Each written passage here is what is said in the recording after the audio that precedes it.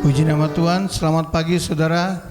Seberapa kita yang sudah hadir pada pagi hari ini, kita boleh bersyukur karena Tuhan sudah menjaga, melindungi kita dan menuntun kita sehingga pagi hari ini kita boleh tiba di tempat ini. Kita mau memuji, membesarkan nama Tuhan. Seberapa kita yang sudah hadir pada pagi hari ini, saya undang kita bangkit berdiri.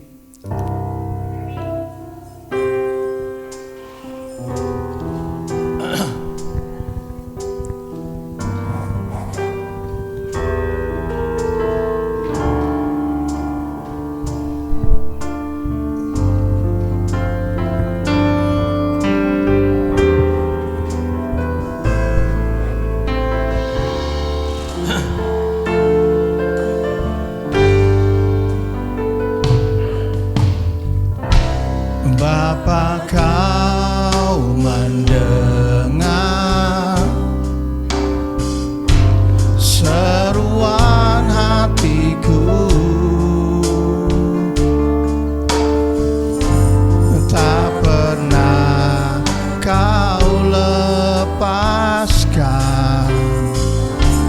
dari kasih-Mu. Lewat lembah kelam, kau temani aku. Roh-Mu bekerja selalu untuk kebaikanku.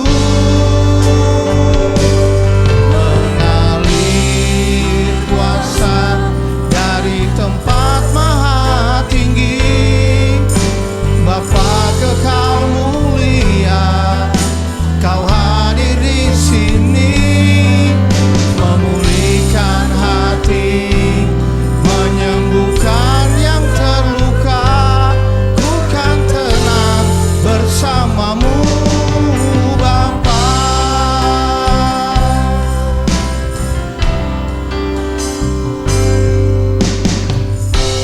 Bapa, kau mendengar seruan hatiku, tak pernah kau lepaskan dari kasih-Mu.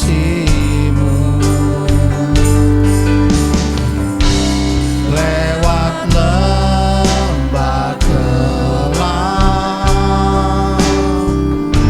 kau temani aku. Roh-Mu bekerja selalu untuk kebaikanku.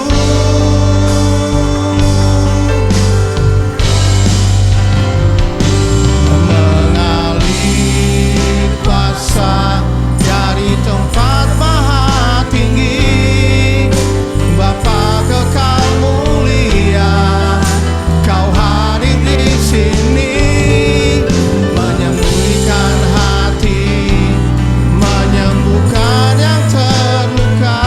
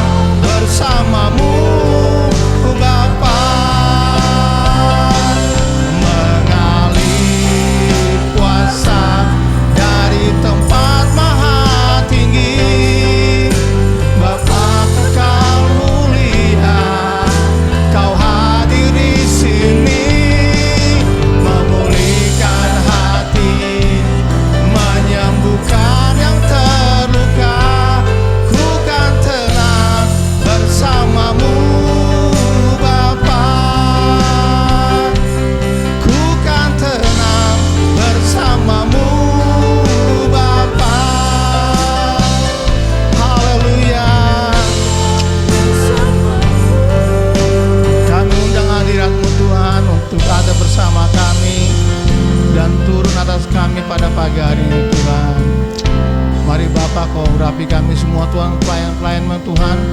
Layakkan kami untuk melayani Engkau Tuhan pada pagi hari ini. Sucikan, kuduskan hati kami Tuhan, biar semua pelayanan kami Tuhan boleh menjadi hormat kemuliaan nama-Mu saja Tuhan. Terima kasih Yesus, terima kasih Tuhan. Haleluya Yesus, haleluya Tuhan. Terima kasih Yesus untuk pagi yang indah ini Tuhan. Kau sudah menurut langkah kami Tuhan. Haleluya Yesus. Inilah kerinduan kami Bapa.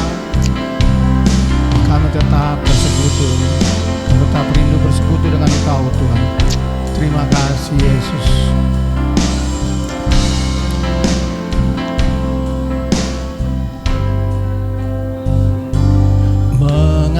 Mengalir kuasa dari tempat maha tinggi, Bapa kekal mulia, Kau hadir di sini, memulihkan hati, haleluya Yesus, menyembuhkan yang terluka.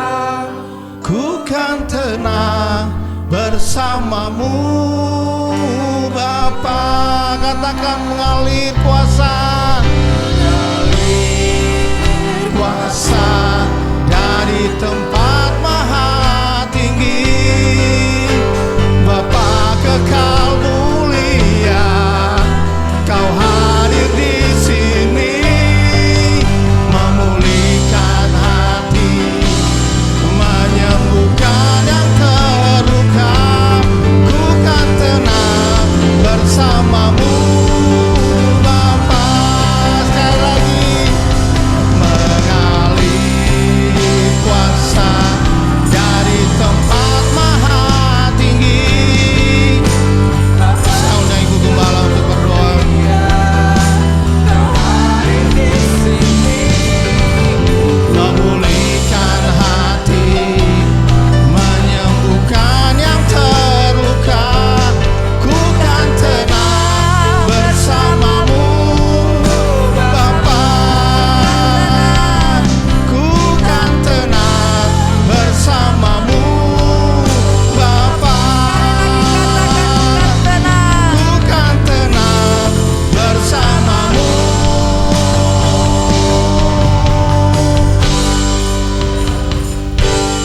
Bapa.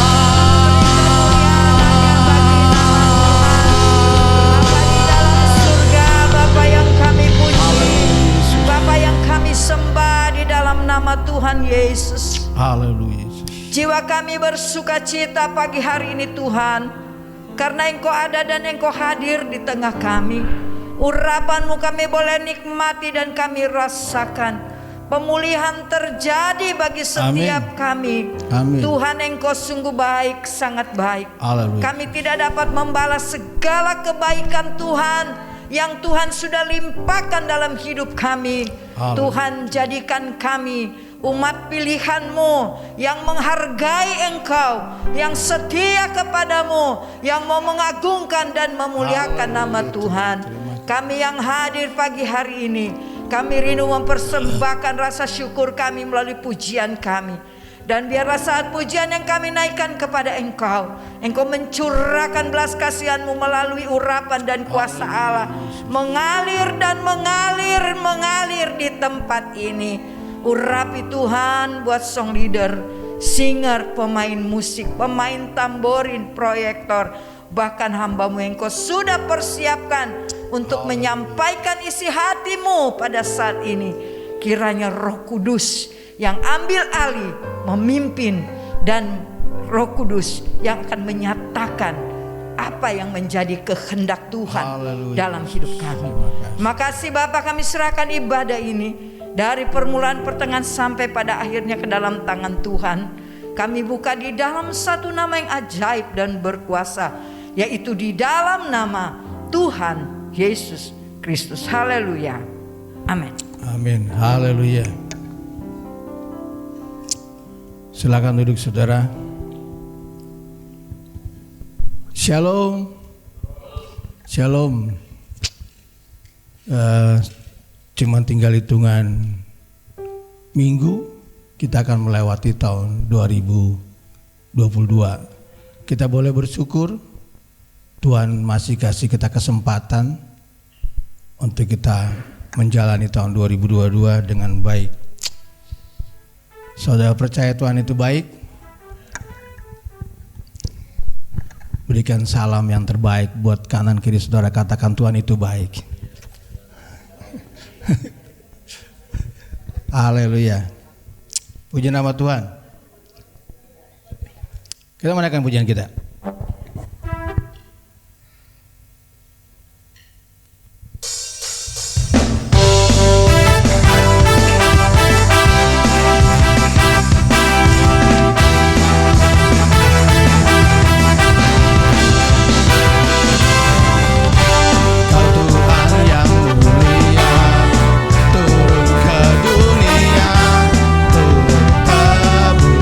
Segala dosa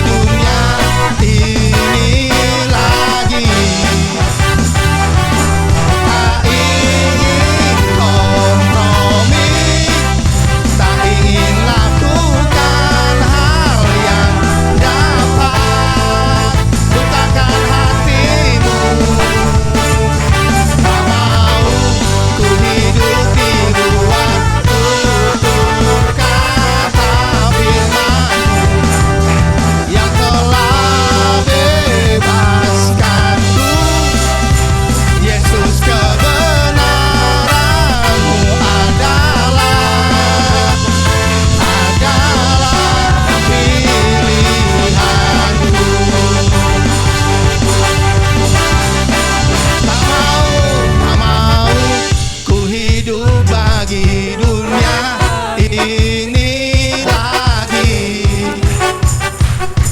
Tak ingin kompromi, tak ingin lakukan hal yang dapat lukakan hatimu.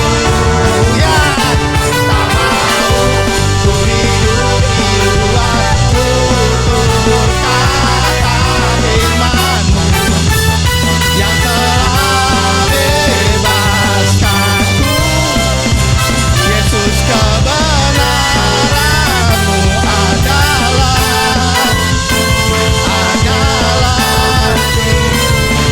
tak mau ku hidup bagi dunia ini lagi. Tak ingin kompromi, tak ingin lakukan hal yang dapat lukakan hatimu. Tak mau ku hidup di luar tutur kata firman-Mu yang telah bebaskanku. Yesus, kebenaran-Mu adalah pilihanku. Yesus, kebenaran-Mu adalah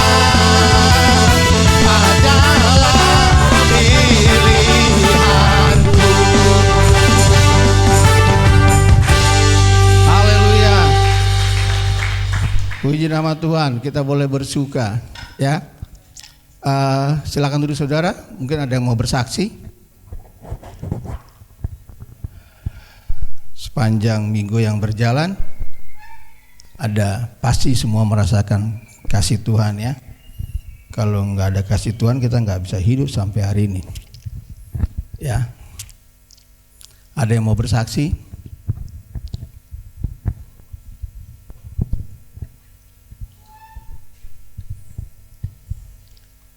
Gak ada, kita naikkan dulu pujian kita. Kita mau rayakan.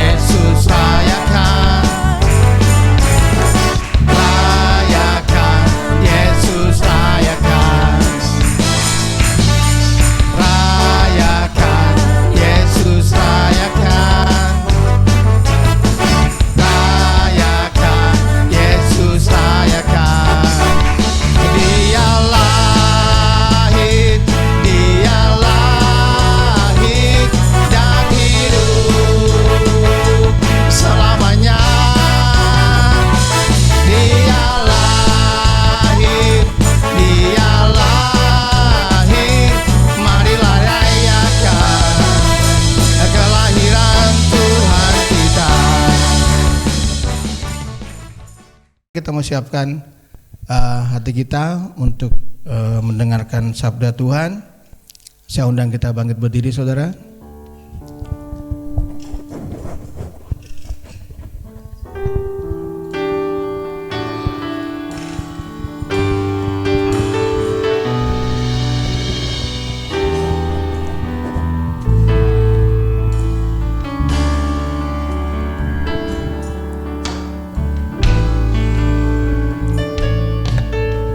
Tanda-tanda telah nyata, hujan akhir telah tiba. Allah sedang melawat umat-Nya. Ladang telah menguning, siap untuk dituai. Banyak jiwa menanti uluran tangan kita. tuailah sekarang. Nyatakan kemuliaan-Nya pada segala bangsa, biar kuasa-Nya dinyatakan berlimpah. Membangkitlah gereja Tuhan, pandang sekelilingmu. Generasi ini selamatkan ya Tuhan, ini doamu.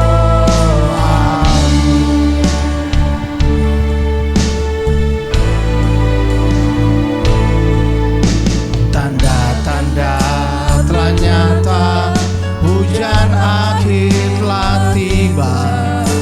Allah sedang melawat umat-Nya. Ladang telah menguning, siap untuk dituai. Banyak jiwa menanti uluran tangan kita.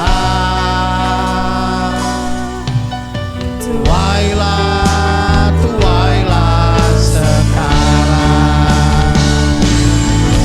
Nyatakan kemuliaan-Nya pada segala bangsa, biar kuasa-Nya dinyatakan selimpah.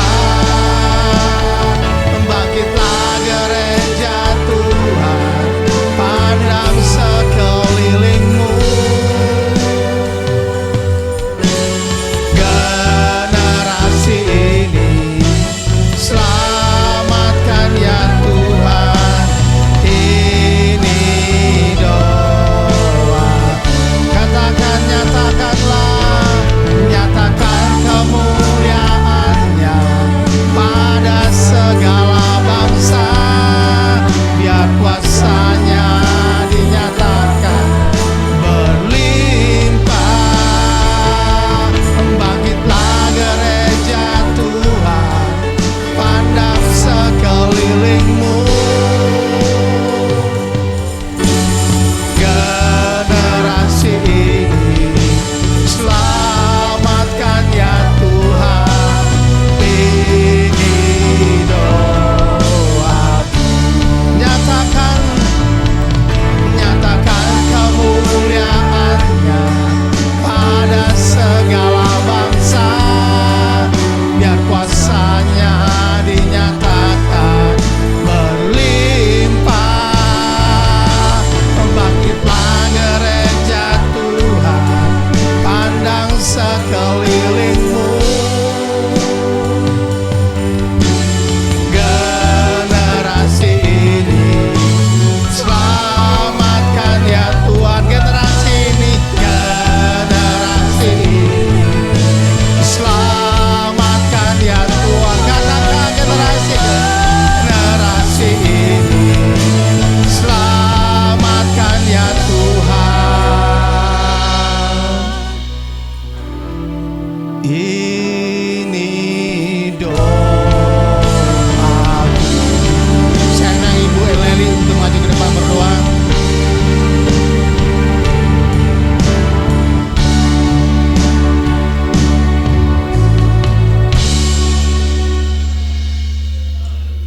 Haleluya. puji Haleluya, haleluya. Haleluya, glory, haleluya. Terima Haleluya, kasih Bapa di surga. Segala puji syukur kami panjatkan kepadamu Tuhan.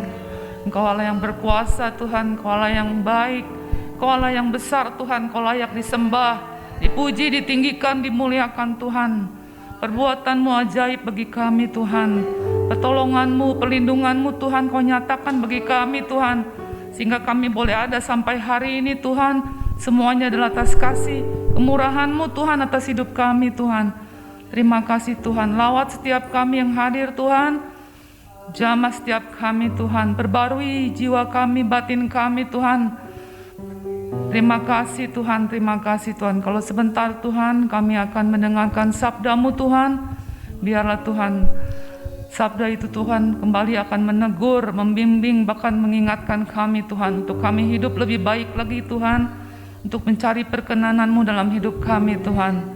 Berkati hamba-Mu Tuhan yang sudah melayani kami dengan puji-pujian. Tuhan berkati kehidupannya, keluarganya, rumah tangganya, Amin. Tuhan pelayanannya Tuhan. Amin. Biarlah Tuhan memberkati lebih hebat lagi. Terima kasih Tuhan Yesus. Kami siapkan hati kami Tuhan untuk diberkati oleh kebenaran firman-Mu. Dalam nama Tuhan Yesus, haleluya, amin. Haleluya. Terima kasih, Tuhan berkati. Saya serahkan pada Bapak David.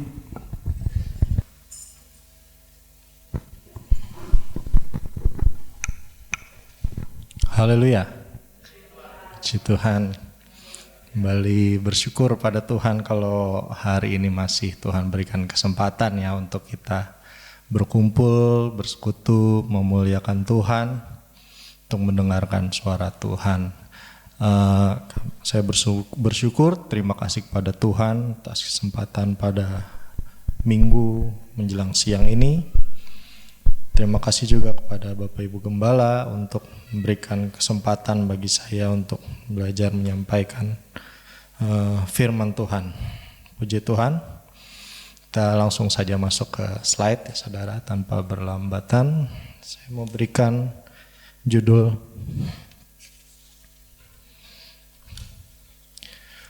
Akhir Penantian. Ya saudara, road ends katanya. Jadi akhir penantian. Kita semua hidup di dunia ini pasti tentunya ada yang kita nanti-nantikan pada ujung atau akhir kehidupan kita. Nah, ini berbicara tentang akhir dari penantian itu.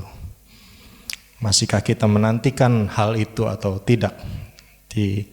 Kita koreksi diri kita masing-masing. Baik, saudara, sekarang sudah masuk ke bulan Desember. Dan kalau udah berber biasanya langsung mempersiapkan untuk Natal ya. Natal itu peristiwa kelahiran Yesus, peristiwa yang sangat besar bagi kita umat Kristen. Dan kita meyakini Yesus adalah Mesias. Dan kalau begitu saya juga akan khotbah yang bersinggungan dengan itu. Bagaimana pada masa Yesus itu lahir. Saat itu orang-orang Israel sangat menantikan yang namanya kedatangan Mesias. Orang-orang Israel menantikan kedatangan Mesias. Ya, kedatangan Mesias. Tetapi Mesias seperti apa kira-kira yang menjadi bayangan orang Israel saat itu? Jadi Mesias sendiri memiliki arti, yaitu yang diurapi. Dan saat itu Israel telah dinubuatkan akan hadirnya seorang Mesias yang lahir. Seorang yang diurapi Tuhan untuk membebaskan orang-orang Israel saat itu. Telah dinubuatkan dan orang Israel terus menunggu. Bahkan ada yang menunggu sampai sekarang, saudara, karena ketidakpahaman mereka. Lalu maksudnya apa yang diurapi? Yang diurapi pada zaman dahulu kita kembali bahwa yang diurapi Tuhan pada saat itu kembali ke perjanjian lama, Bapak Ibu Saudara, biasanya adalah seorang raja atau seorang imam. Mereka diurapi sebagai tanda kalau mereka adalah wakil Tuhan. Mereka adalah milik Tuhan yang diutus untuk melakukan suatu tugas. Nah, karena itu kita melihat di perjanjian lama, orang-orang yang diurapi, Samuel, Daud, ya, mereka sangat dihormati oleh orang-orang Israel. Karena mereka diurapi, mereka adalah wakil Tuhan. Nah, karena Daud adalah sosok yang orang Israel percaya, ini sosok yang tepat untuk membawa kita keluar dari penjajahan. Saat itu ketika Yesus lahir, adalah masa penjajahan Romawi. Dan dari sebelum-sebelumnya pun mereka juga terus menantikan sosok seperti Daud, saudara. Jadi waktu pembuangan di Babel dan lain sebagainya, mereka melewati proses yang panjang. Mereka menantikan sosok seperti Daud, karena Daud ini adalah dikatakan pemimpin yang cocok untuk membawa bangsa Israel ini keluar dari penjajahan saat itu. Karena itu patokan mereka adalah seperti Daud, sosok idealnya. Nah, pada perjanjian baru kita melihat di sini bahwa Mesias itu lahir. Mesias itu lahir dan tidak banyak yang tahu. Tidak banyak yang tahu. Ini adalah kedatangan Yesus yang pertama. Dan kita tahu Yesus akan datang kedua kali. Suatu hari nanti. Amin, saudara-saudara. Yesus akan datang kembali. Dan ini adalah kedatangan yang pertama.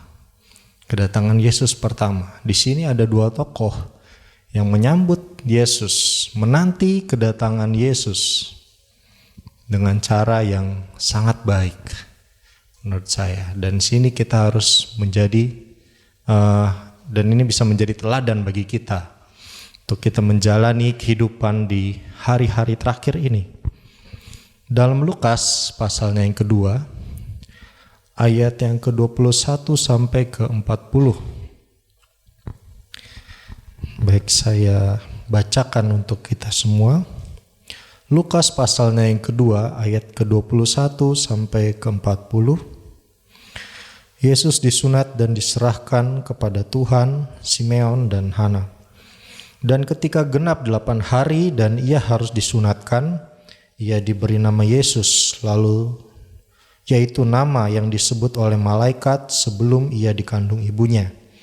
Dan ketika genap waktu pentahiran, menurut hukum Taurat Musa, mereka membawa dia ke Yerusalem untuk menyerahkannya kepada Tuhan. Seperti ada tertulis dalam hukum Tuhan, semua anak laki-laki sulung harus dikuduskan bagi Allah. Dan untuk mempersembahkan korban menurut apa yang difirmankan dalam hukum Tuhan, yaitu sepasang burung tekukur atau 2 ekor anak burung merpati. Adalah di Yerusalem seorang bernama Simeon. Ia seorang yang benar dan saleh yang menantikan penghiburan bagi Israel. Roh Kudus ada di atasnya. Dan kepadanya telah dinyatakan oleh Roh Kudus bahwa ia tidak akan mati sebelum ia melihat Mesias, yaitu Dia yang diurapi Tuhan. Ia datang ke bait Allah oleh Roh Kudus ketika Yesus anak itu dibawa masuk oleh orang tuanya untuk melakukan kepadanya apa yang ditentukan hukum Taurat.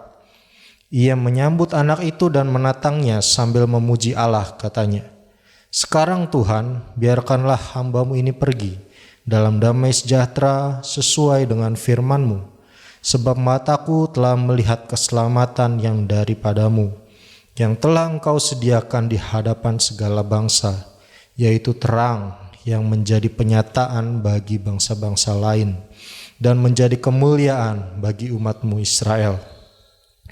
Dan bapa serta ibunya amat heran akan segala apa yang dikatakan tentang dia.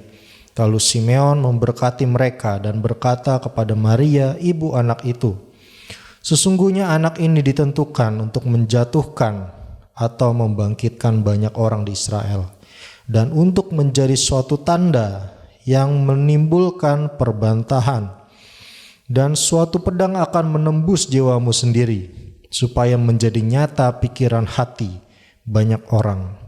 Lagi pula di situ ada Hana, seorang nabi perempuan, anak Fanuel dari suku Asyer. Ia sudah sangat lanjut umurnya. Sesudah kawin ia hidup 7 tahun lamanya bersama suaminya, dan sekarang ia janda dan berumur 84 tahun. Ia tidak pernah meninggalkan bait Allah dan siang malam beribadah dengan berpuasa dan berdoa. Dan pada ketika itu juga datanglah ia ke situ, dan mengucap syukur kepada Allah dan berbicara tentang anak itu kepada semua orang yang menantikan kelepasan untuk Yerusalem.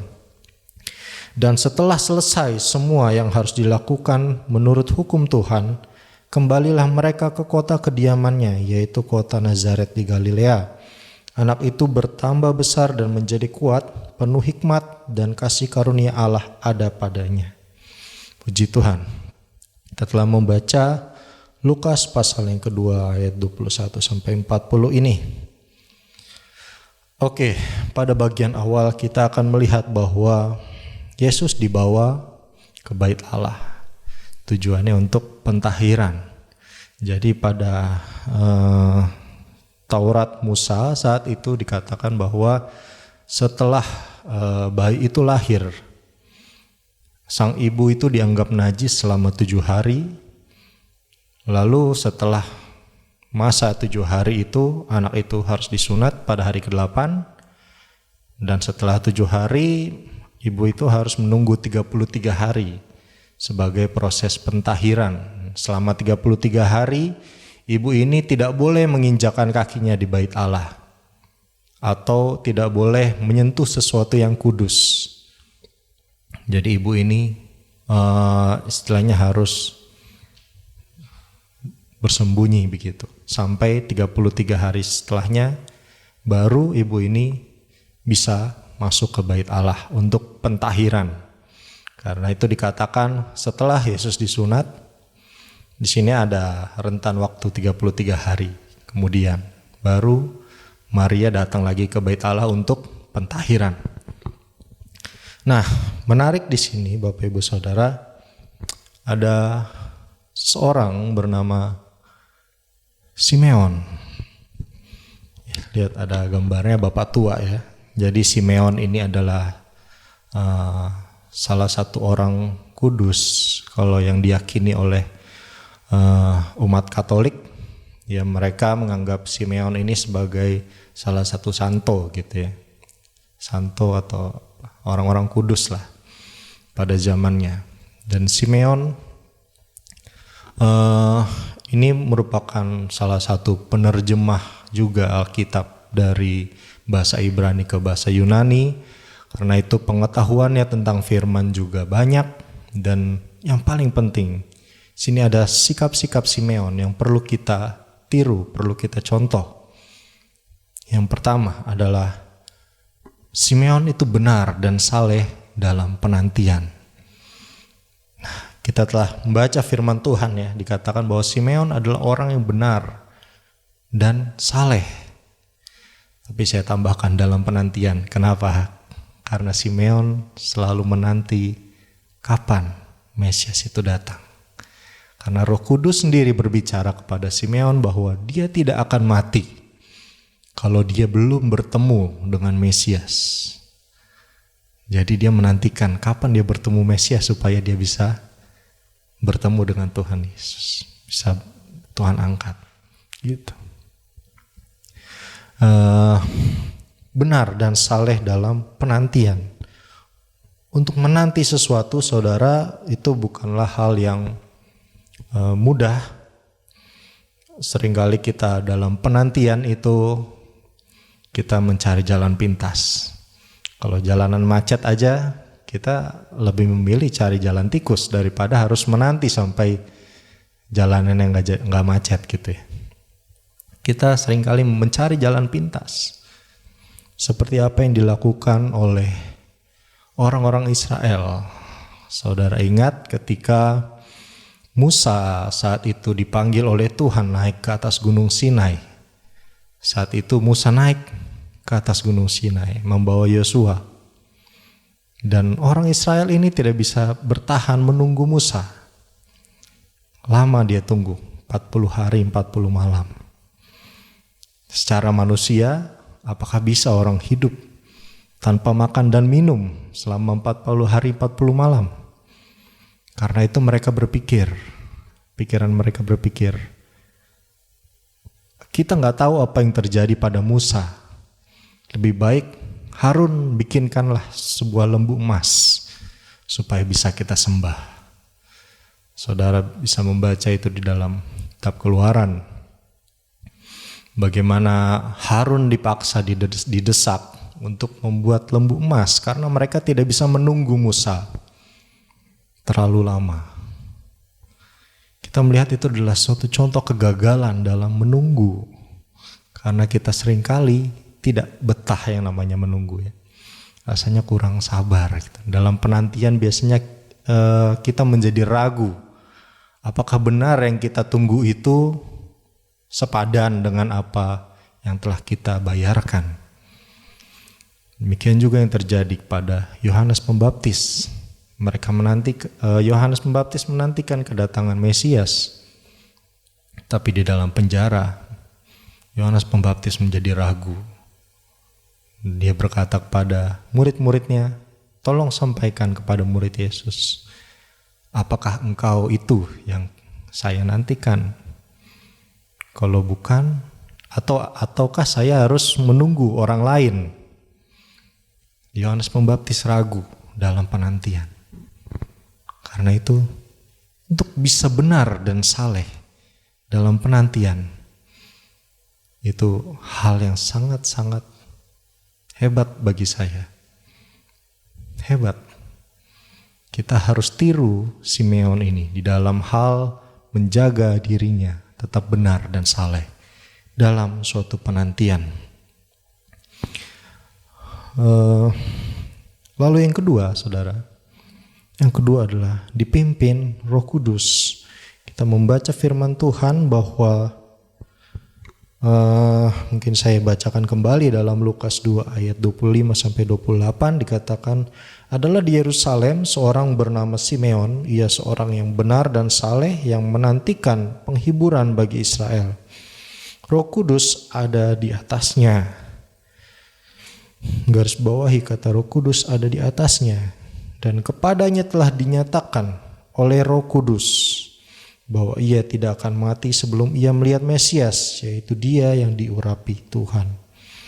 Dia datang ke bait Allah oleh Roh Kudus.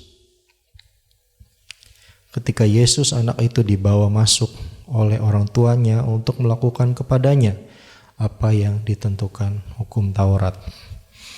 Kita melihat bahwa Simeon dalam perilakunya selalu dipimpin oleh Roh Kudus. Bahkan saat dia mau datang ke bait Allah itu pun dari Roh Kudus. Kita melihat Roh Kudus memberitahu pada Simeon hal-hal yang ada di depan, yang bahkan dia sendiri belum tahu. Tidak ada orang yang tahu selain Simeon. Dia diberikan wahyu oleh Roh Kudus itu. Kita melihat di dalam Yohanes pasal yang ke-16 ayat yang ke-13. Saya tolong dibuka di dalam slide. Yohanes 16 ayat 13 sampai ke-14.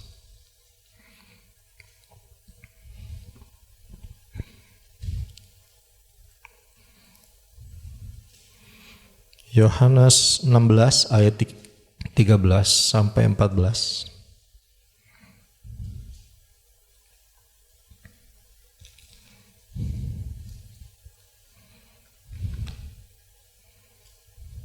Ya, berkata begini firman Tuhan, tetapi apabila ia datang, yaitu Roh kebenaran, ia akan memimpin kamu ke dalam seluruh kebenaran, sebab ia tidak akan berkata-kata dari dirinya sendiri, tetapi segala sesuatu yang didengarnya, itulah yang akan dikatakannya, dan ia akan memberitakan kepadamu hal-hal yang akan datang. Ayat 14, ia akan memuliakan aku, sebab ia akan memberitakan kepadamu apa yang diterimanya daripadaku. Puji Tuhan, ini adalah peran Roh Kudus dalam kehidupan Simeon. Roh Kudus memberitahukan hal-hal yang di depan. Dinyatakan oleh Roh Kudus bahwa ia akan melihat Mesias. Dia tidak akan mati sebelum melihat Mesias. Roh Kudus yang menyatakan.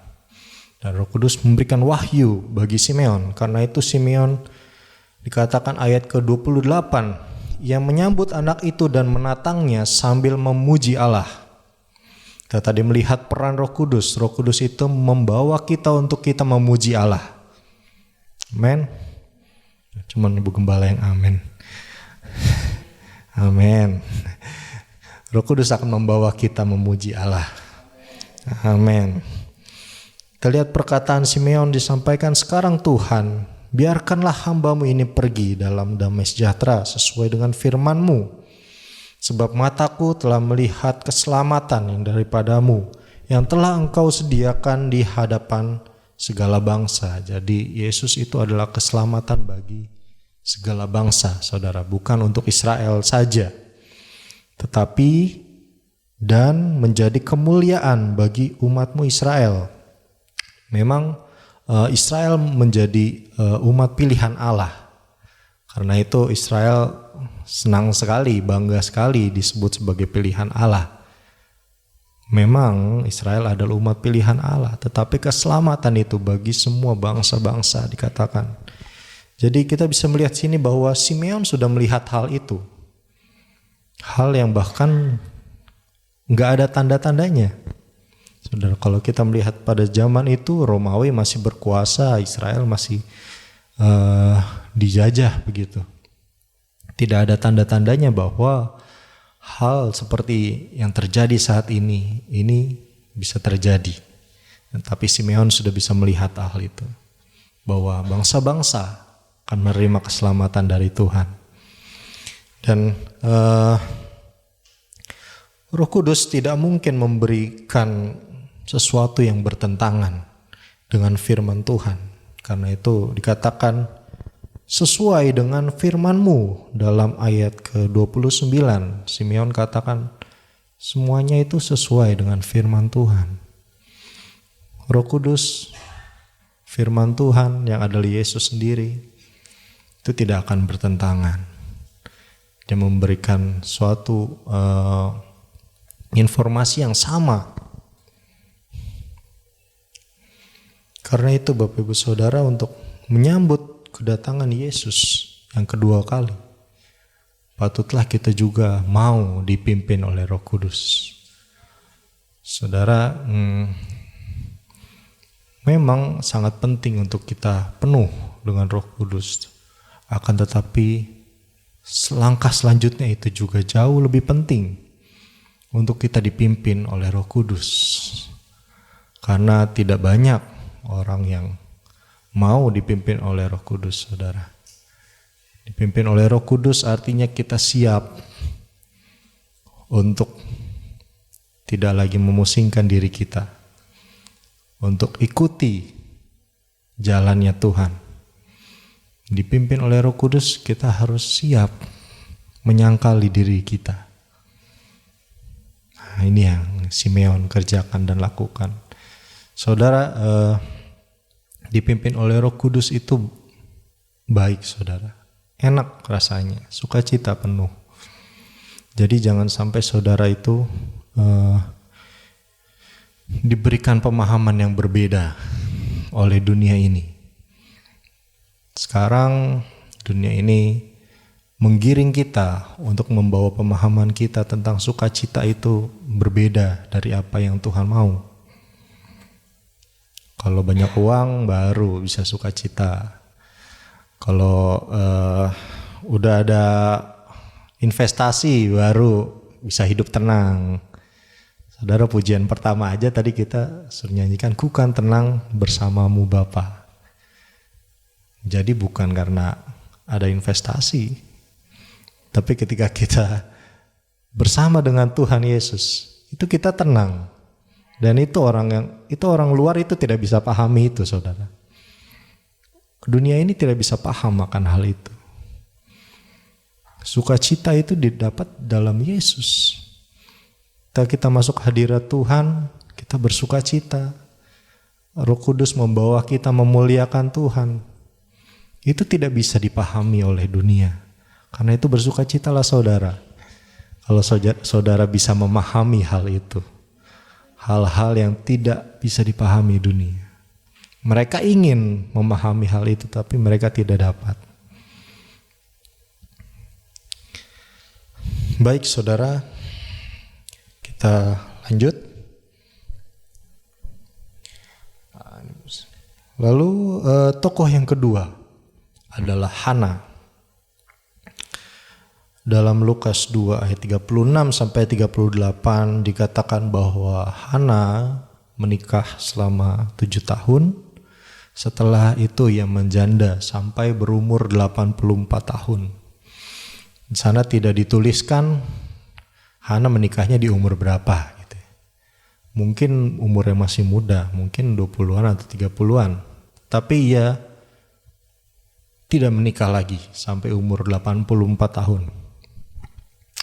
Apa yang mau disampaikan di sini bahwa Hana adalah pribadi yang menjaga kekudusannya.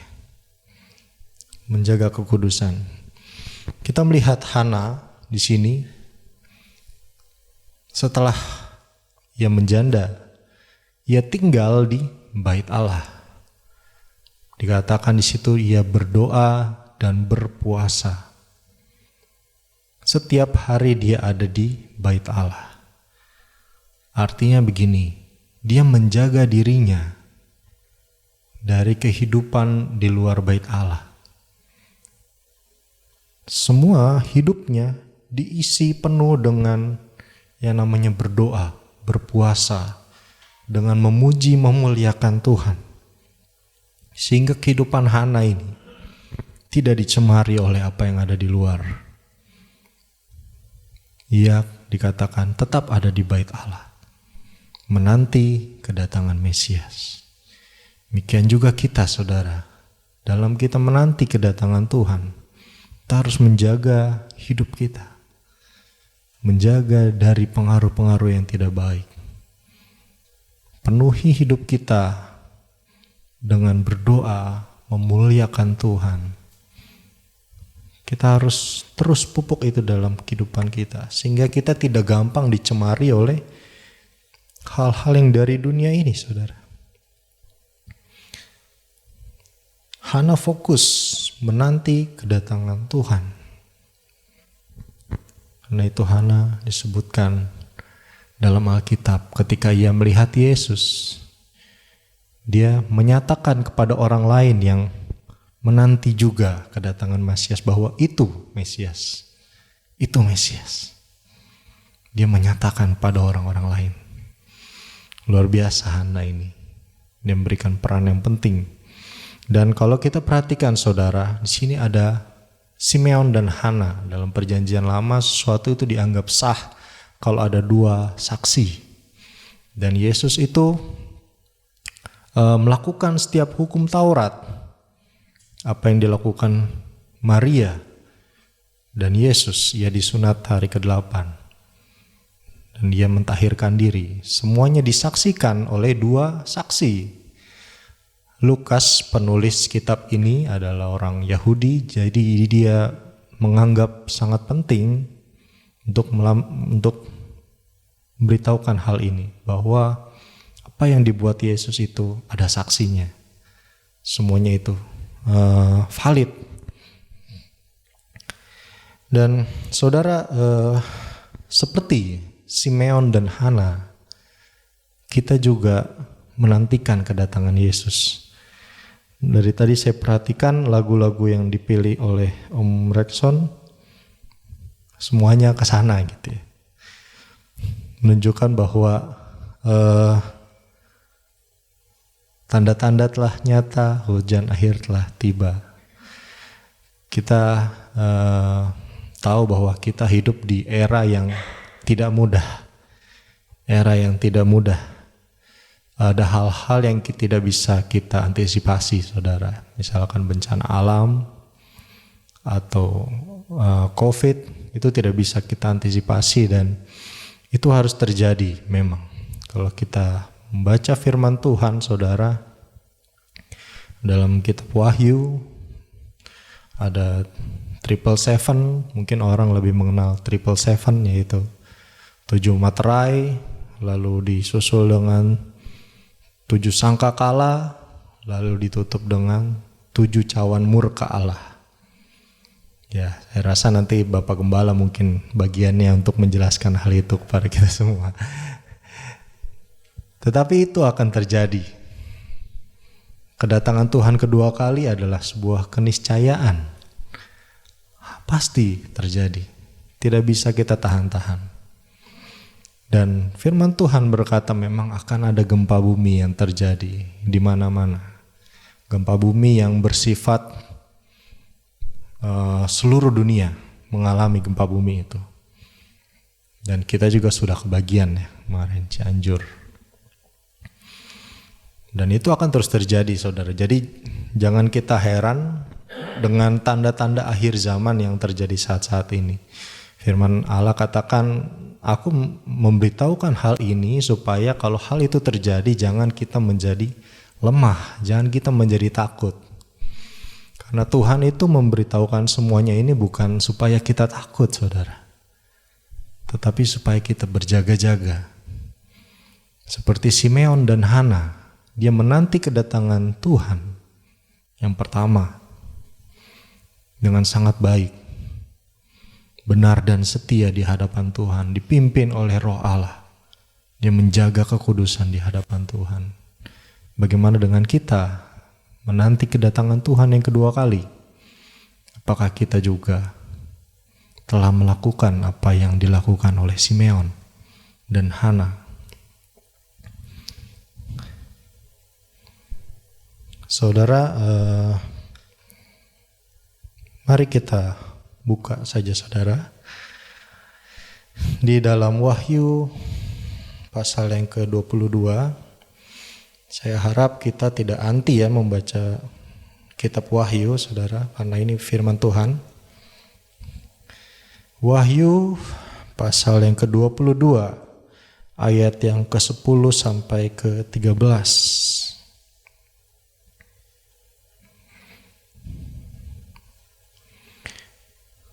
Dapat ya.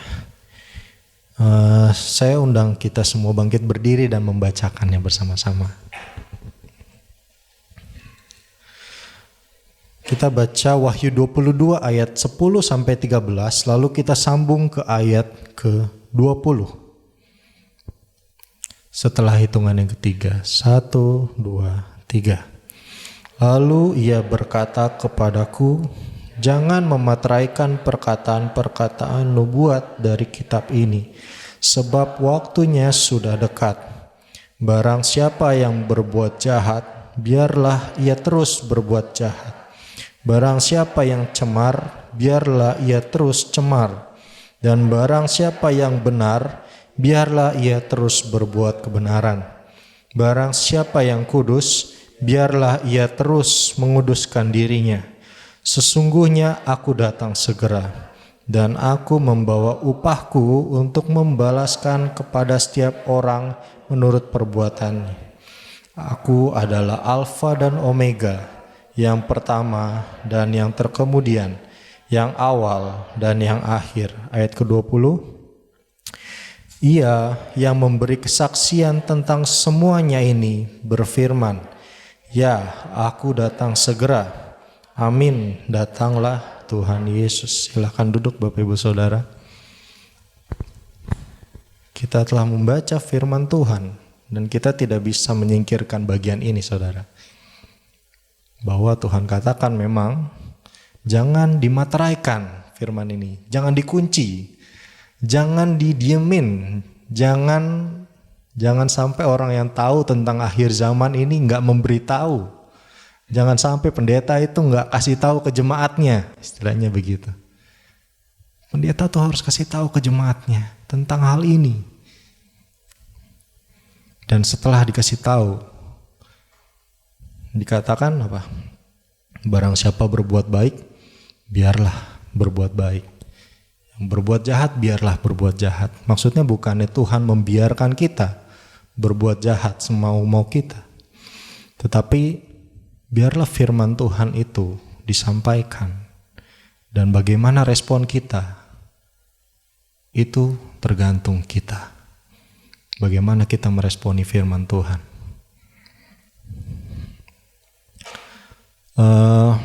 Saudara, perlu saya sampaikan bahwa sebenarnya, boleh kembali ke slide. Bagi kita orang percaya, dunia ini bukan lagi menjadi tempat yang menyenangkan.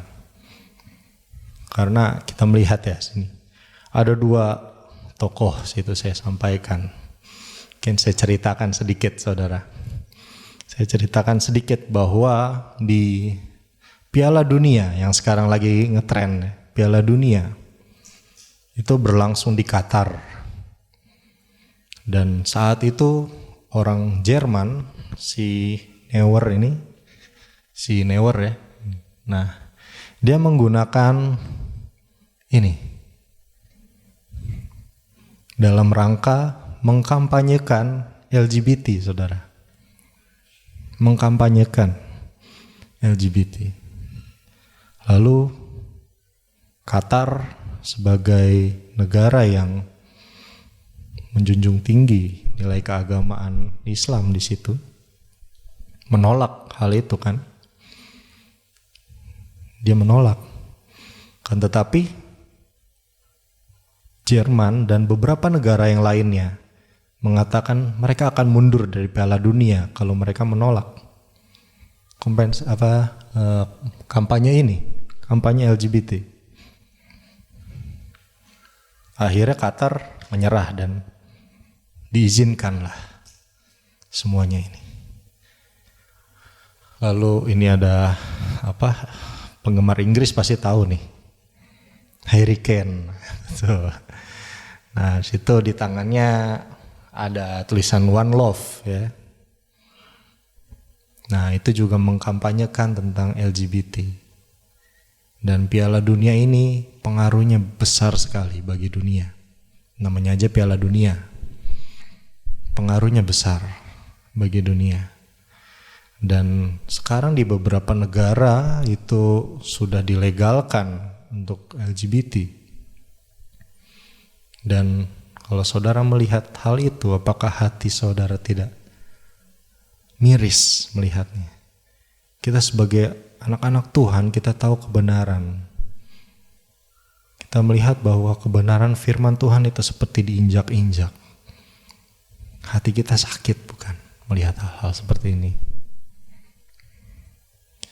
Melihat penyelewengan itu dianggap hal yang biasa.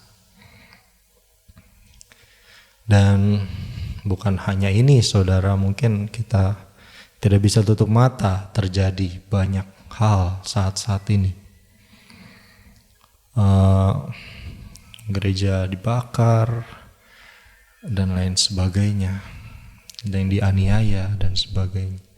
Terus terang kita merasa teraniaya, peperangan terjadi saudara. Kita sebagai orang Kristiani, kita tahu firman Tuhan. Kita merasa teraniaya. Kita nggak betah nih ada di sini. Begitu banyak hal yang membuat kita merasakan apa yang kira-kira Tuhan rasakan, saudara. Dan itu membuat kita bertanya-tanya, Tuhan, kapan Tuhan datang kembali? Dan melakukan, memberesi semuanya ini. Mengangkat kita semua.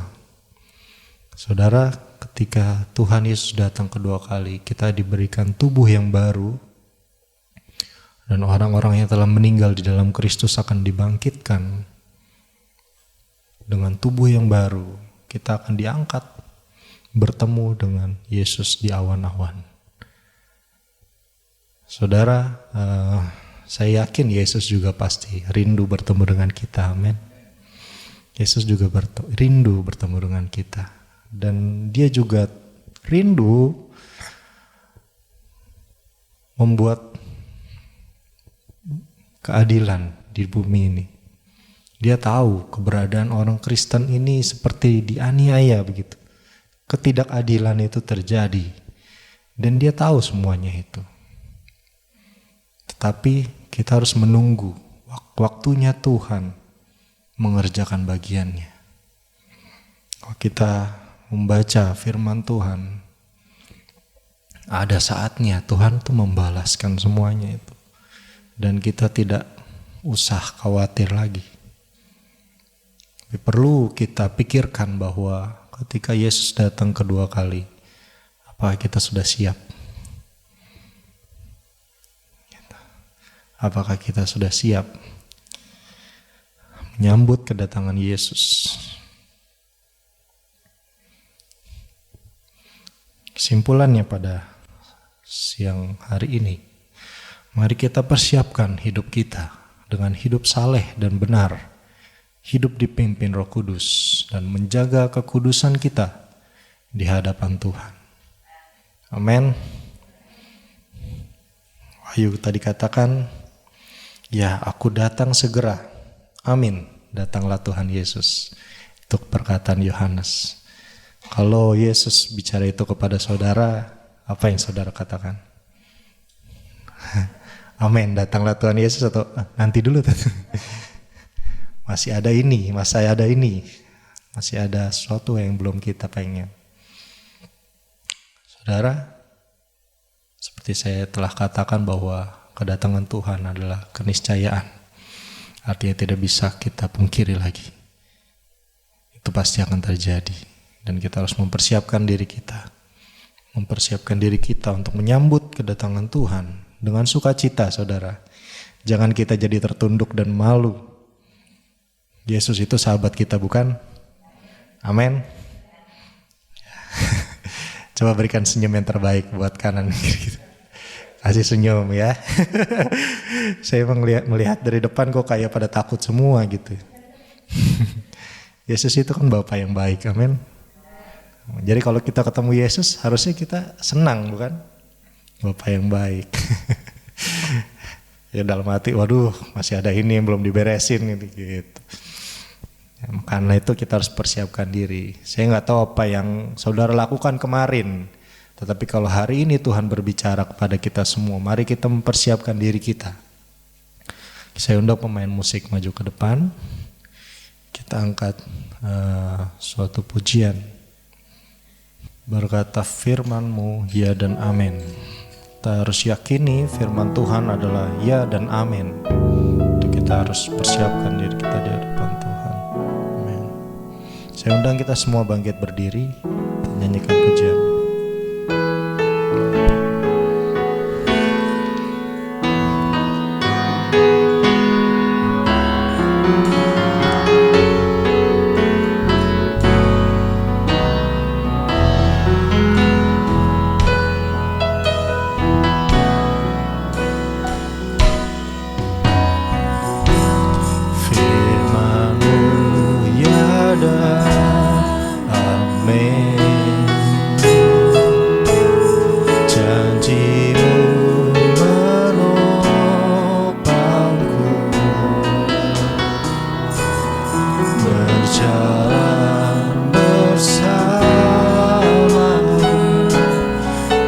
Setiap musim hidupku, firman-Mu ya dan amin.